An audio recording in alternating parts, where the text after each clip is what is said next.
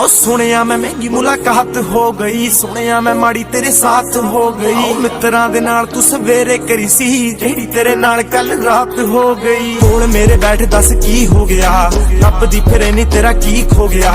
लगदा किसे ने तेरा छल्ला मोड़ता, लगदा किसे ने तेरा दिल तोड़ता। तेरे नाल माड़ी कर गया किसकी औकात हुई, तेनू चढ़ी जवानी जो कैसे बर्बाद हुई।